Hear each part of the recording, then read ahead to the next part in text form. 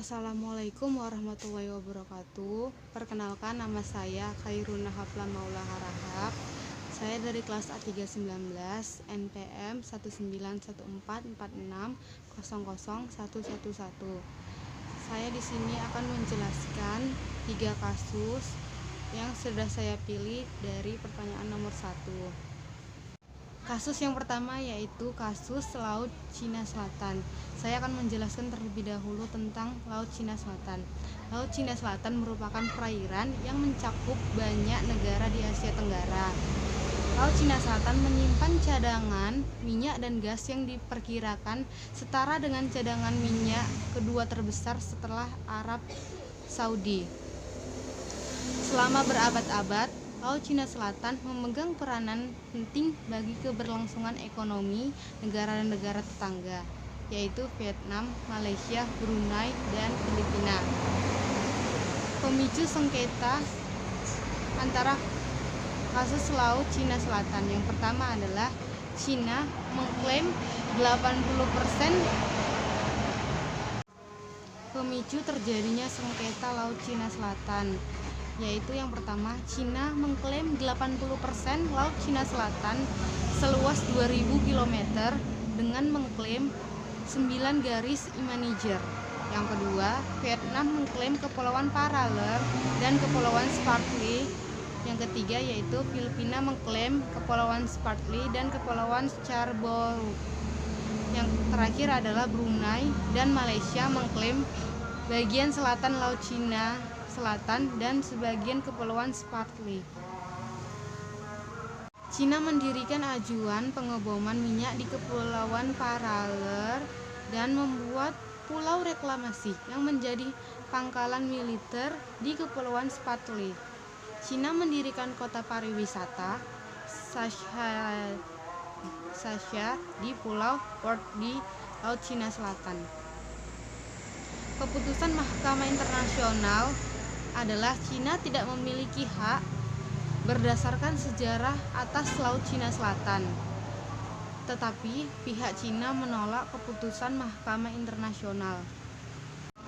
Peran Indonesia dalam kasus Laut Cina Selatan.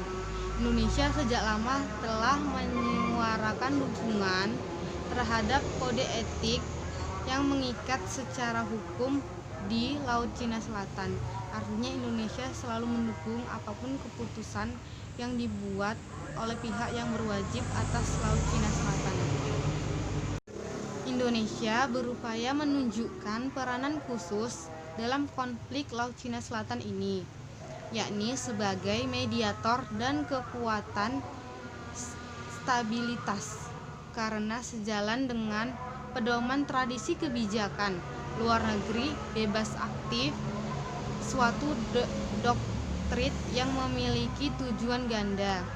Tujuan pertama yaitu doktrin tersebut bertujuan menghindari ikut campur dalam keputusan ekstra dan memperkuat kebebasan negara dalam strategi non-blok.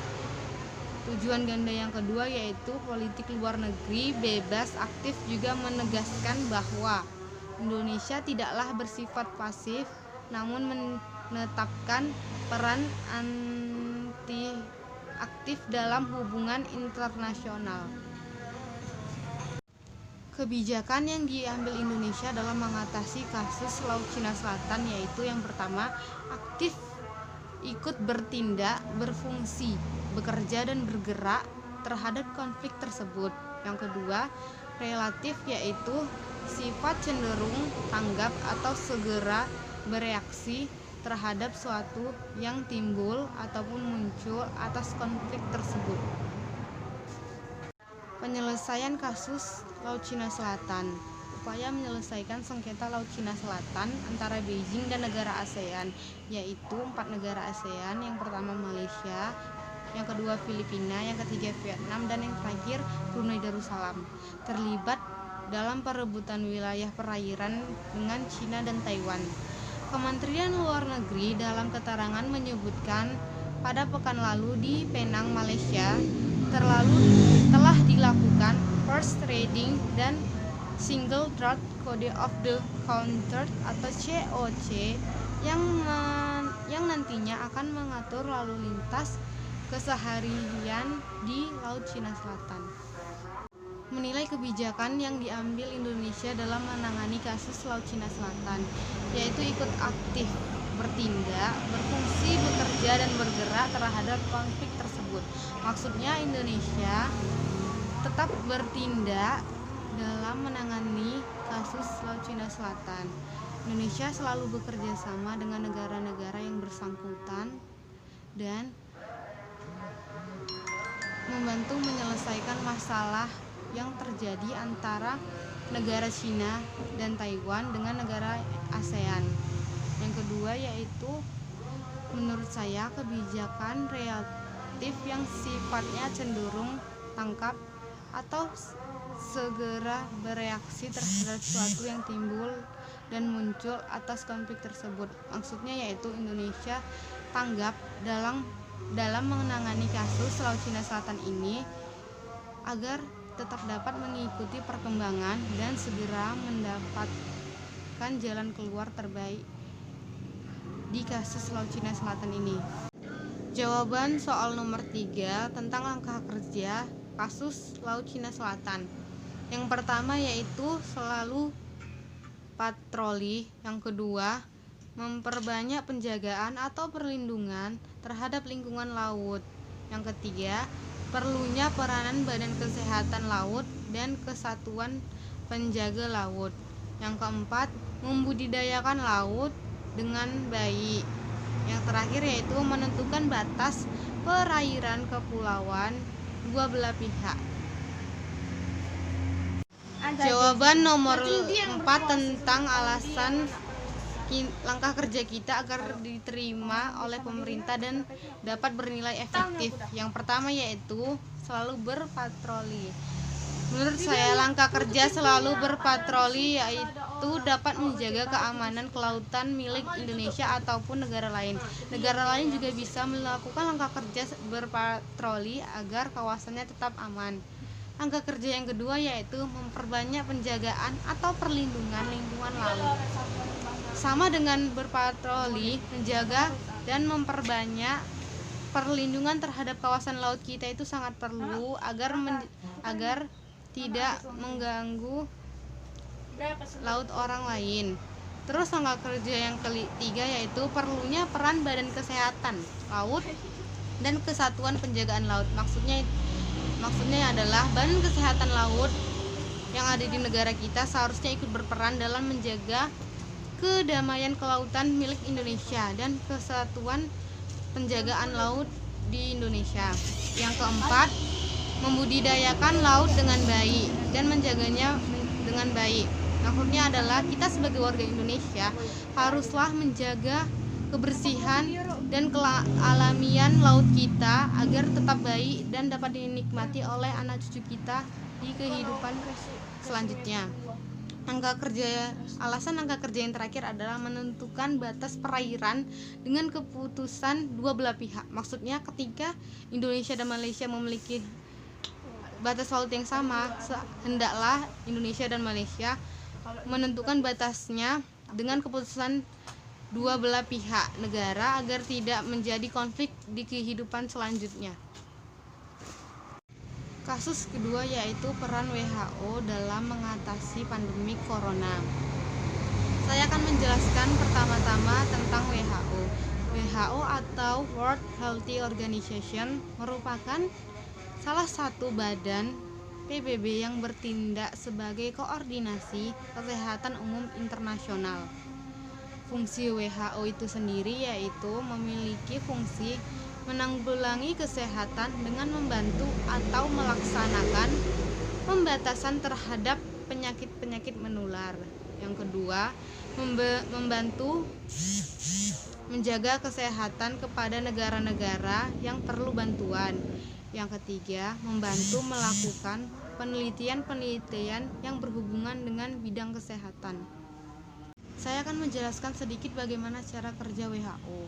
Badan khusus di bawah naungan Perserikatan Bangsa-Bangsa ini yang fokus pada isu kesehatan dunia. Peranannya secara global mengutip dari situs resmi World Economic Forum. termasuk layanan kesehatan universal. Organisasi ini juga berperan dalam hal menangani penyakit menular seperti HIV, TB, dan penyakit yang sedang dihadapi dunia, yaitu coronavirus. Peran WHO selama pandemi corona, yaitu WHO memainkan peranan penting dalam penanganan COVID-19 sejak kasus pertama terinfeksi di kota Wuhan. Jenderal WHO Tedros menjabarkan cara lembaga mereka memimpin respon global, yaitu yang pertama, membantu negara-negara bersiap dalam merespon segala penyakit dan tindakan yang dilakukan oleh WHO. Yang kedua, memberikan informasi yang akurat. Yang ketiga, mencari vaksin untuk virus-virus yang ada di dunia. Pemicu terjadinya masalah, yaitu berawal dari Presiden Amerika Serikat Donald Trump yang sampai memutuskan menggunakan dana bantuannya karena WHO dianggap gagal membendung virus COVID-19 ini yang menginfeksi hampir 5 juta populasi di dunia. Australia dan Jerman juga melakukan hal yang serupa dengan Amerika Serikat. Ketiga negara itu bahkan menyebutkan WHO melakukan bias terhadap Tiongkok. Donald Trump menuduh organisasi itu sangat Cina-sentris dan memberikan rekomendasi yang salah kepada Amerika Serikat untuk mempertahankan perbatasan tetap terbuka. Bukan pertama kalinya WHO mendapat kritikan. Lembaga PBB dianggap lambat menangani kasus Ebola pada tahun 2014 dan mengumumkan darurat internasional 5 bulan sesudah infeksi pertama kasus tersebut.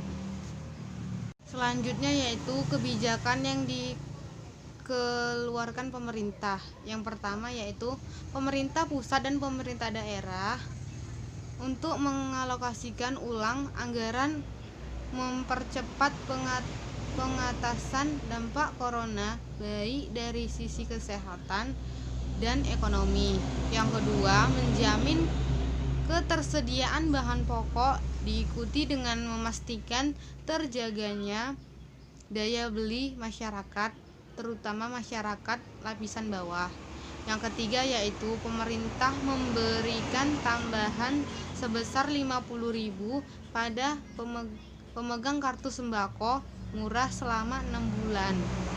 Yang terakhir, masyarakat berpenghasilan rendah yang melakukan kredit kepemilikan rumah atau KPR bersubsidi akan diberikan stimulus.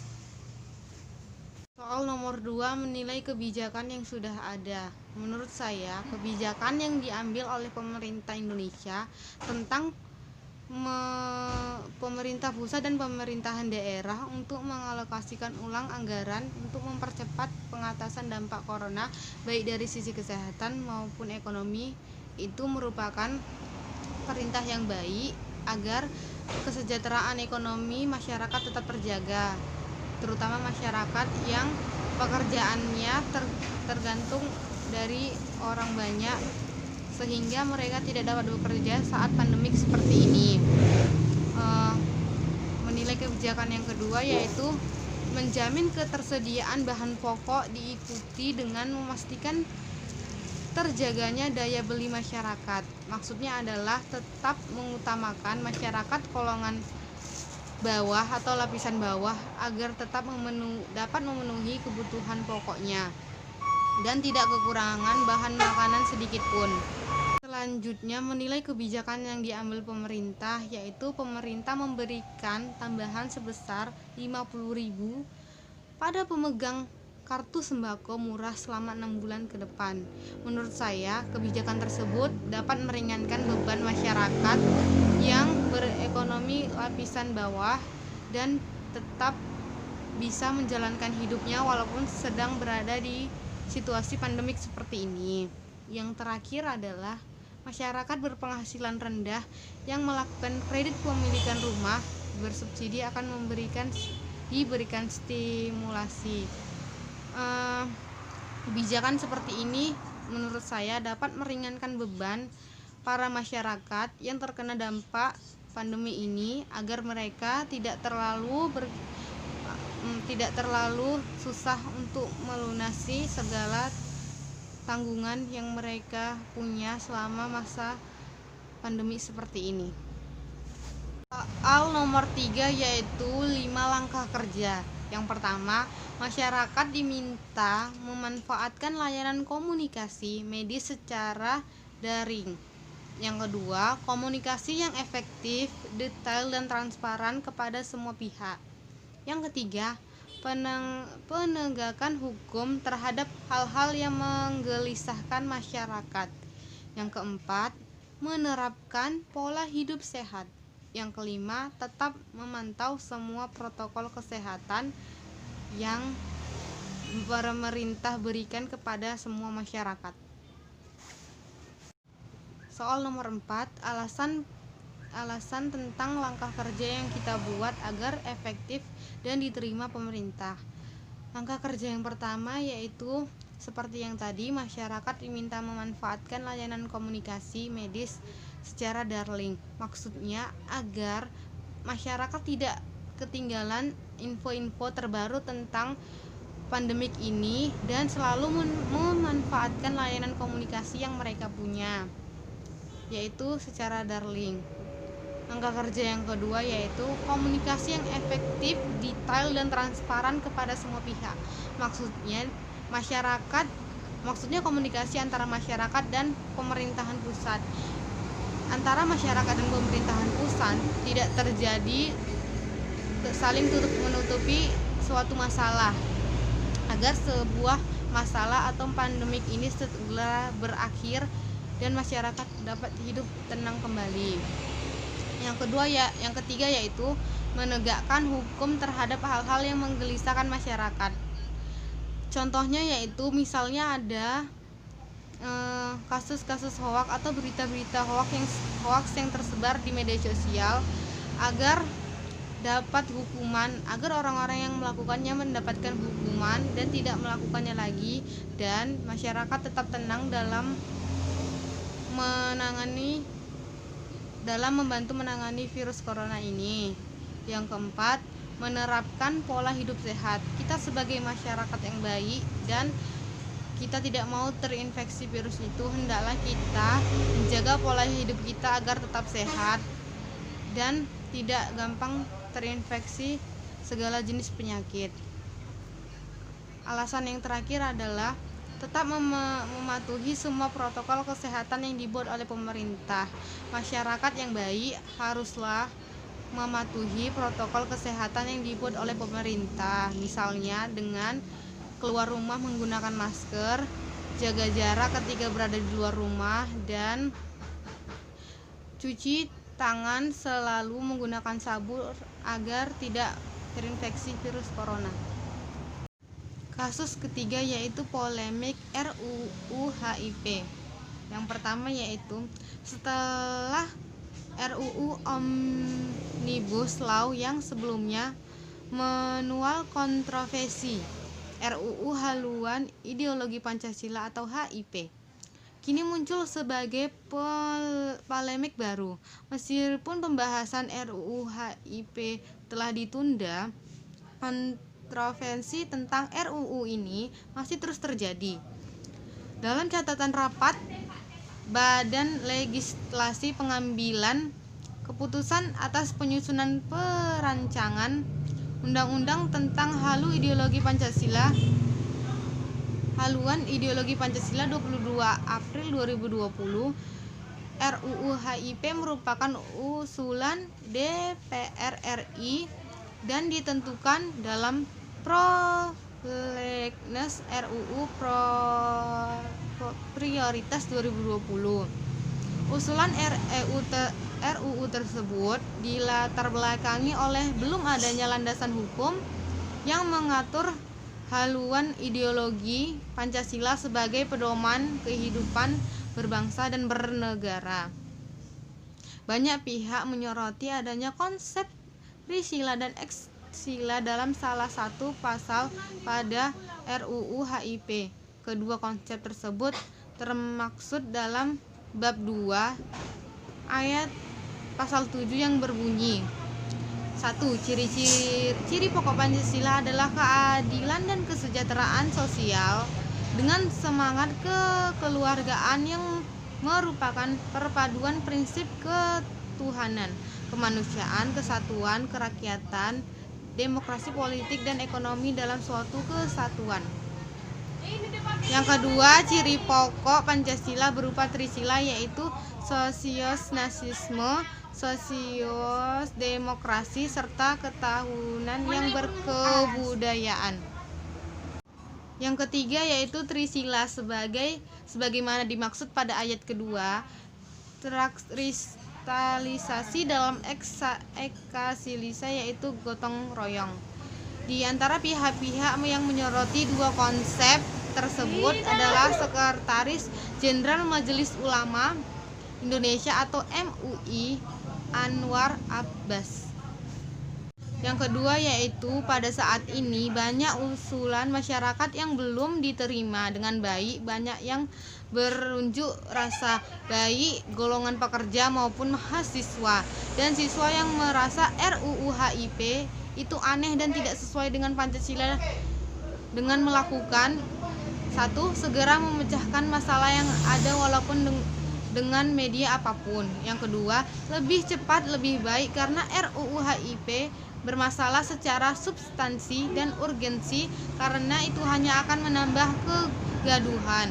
Yang ketiga, segera mencabut dan pemerintah dan DPR tidak usah membentuk RUU serupa lagi. Yang keempat, masyarakat di Indonesia tidak setuju pasti takut kalau RUU HIP tersebut memiliki tujuan dan kehidupan kembali dan menghidupkan kembali Partai Komunis Indonesia atau PKI. Yang terakhir adalah dengan adanya RUU ini menyebabkan konflik ideologi di Indonesia yang menjadikan tidak nyaman dengan sistem pemerintahan saat ini.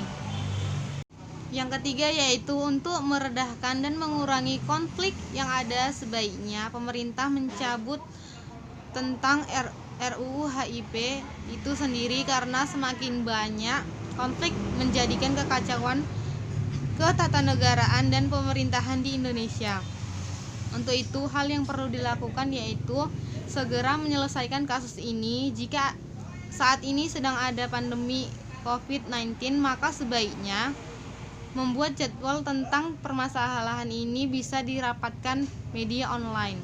Yang kedua, memperbaiki dan menenangkan masyarakat yang tidak setuju tentang RUU HIP.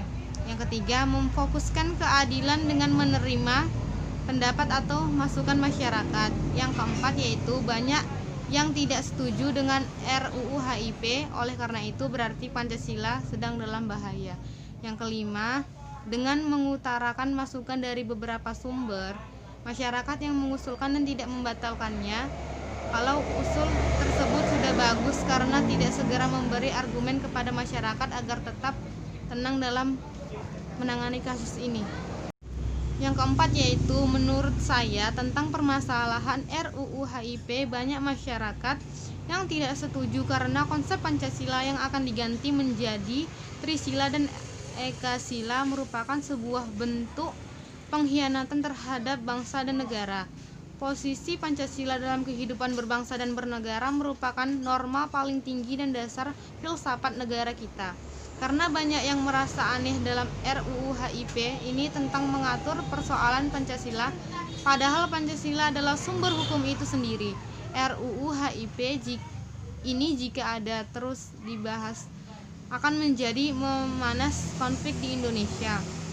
Maka dengan pemerintahan menundahkan memang sangat baik karena akan meredahkannya. Apalagi dengan jadinya RUU HIP ini akan merusak dan mengganggu Pancasila apabila permasalahan ini terus dibahas, mengingat saat ini Indonesia sedang berjuang melawan virus corona yang akan menjadikan masyarakat tidak tenang dengan adanya RUU HIP tersebut. Sekian dan terima kasih. Jika ada kata-kata yang salah, mohon dimaafkan. Jika ada materi yang kurang, mohon dimaafkan. Wabillahi taufiq walhidayah. Wassalamualaikum warahmatullahi wabarakatuh.